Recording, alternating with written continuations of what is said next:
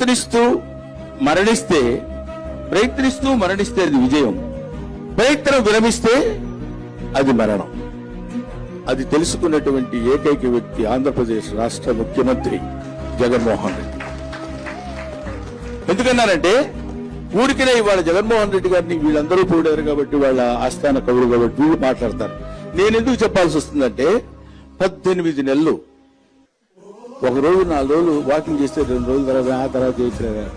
Walking మన ఆరోగ్యం కోసం.